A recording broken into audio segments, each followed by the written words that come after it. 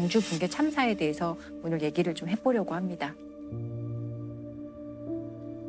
2021년 6월 9일 오후 4시 22분에 발생한 사건이고요. 합동 재개발 구역이 있고 이제 그 재개발하기 위해서 건물을 철거하는 현장이었는데 지하 1층, 지상 5층짜리의 건물을 이제 해체하는 과정에서 건물이 한순간에 버스 정류장에 정차 중이던 54번 시내버스를 사실 그대로 덮쳤어요. 아이고. 평온했던 수요일 오후 광주광역시 동구 학동의 버스 정류장. 54번 시내버스는 여느 때처럼 천천히 정류장에 들어섰습니다. 그 순간 오른쪽에 서 있던 5층 건물이 기우는가 싶더니 와르르 순식간에 도로를 덮칩니다. 이 사고로 9명이 숨졌고 8명이 크게 다쳤습니다. 그 철거 현장에 있었던 직원들은 좀 전조 증상을 좀 감지하지 못했나요? 전조 증상이 있었다고 하거든요. 붕괴가 사실 어떤 전조 증상이 전혀 없이 갑자기 붕괴되는 경우는 없어요. 소리가 크게 난다든지 어떤 증상을 분명히 느끼는데 이분들이 그 소리가 아주 크게 나고 건물이 매우 심하게 흔들리고 해서 바로 나왔다는 거예요. 현장 인부들은 위험을 감지하고 미리 대피했습니다. 공사 관계자들은 이상 조짐을 느끼고 먼저 대피를 하면서도 정류장 주변을 통제하지 않았습니다. 위험한 철거 작업이 진행되고 있었지만 차량 통행은 물론 바로 옆 인도의 보행자 통행도 통제되지 않았습니다.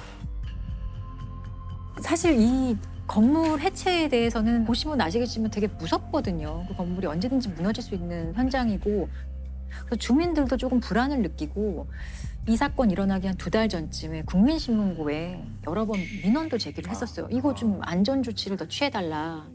이 사고가 발생한 재건축 현장에선 불과 2달 전에 똑같은 업체가 똑같은 방식으로 위태로운 철거 작업을 벌인 것으로 드러났습니다. 당시에도 붕괴 우려가 커 보여서 한 시민이 국민신문고에 직접 민원을 제기했던 것으로 확인됐습니다. 철거하는 것이 불안하다. 건물과 도로로 낙하물이 떨어져 인사사고가 날 것 같다고 미리 경고했던 겁니다. 민원 제기도 했었는데 민원 제기해 보시면 다들 아시겠지만 답변은 반드시 하거든요. 근데 그 답변이 사실 되게 형식적인 거죠. 재개발 조합이라든지 관련 공사업체에 공문을 보냈습니다. 라고 민원에 대한 답변은 그렇게 끝냈고 사실 어떤 안전상의 조치는 전혀 취해지지 않았던 거예요. 그 철거 과정 중에 그 무너진 이유가 뭐였나요? 여러 가지 이유가 있겠지만 기본적으로 어떤 법과 원칙을 전혀 지키지 않은 공사 현장이었고 좀 중립적인 입장에서 공사나 해체 공사 과정을 좀 지켜보는 감리 제도라는 게 있어요. 그 감리 제도가 사실 전혀 실질적이지 않았고 비상주로 감리를 해서 이 감리가 현장에 있지도 않았어요. 감리자가 형식적으로 감독했고 또 시간에 조금 쫓기다 못해서 무리하게 철거를 진행했던 그런 것들이 사실 붕괴를 초래한 결정적인 원인이에요. 그러면 건물을 해체하기 위해서는 구청에 해체 계획서를 작성을 해서 제출을 하거든요. 근데 이 해체 계획서도 사실 상당히 부실하게 작성이 되었더라고요. 특히 안전에 관한 부분은 안전의 어떤 조치에 대한 부분은 전혀 없다고 봐도 무방할 정도로 어떤 계획이 전혀 기재돼 있지 않았어요. 이번 사고와 관련해 광주광역시 건물 해체 계획서가 엉터리로 작성된 것으로 나타나기도 했습니다.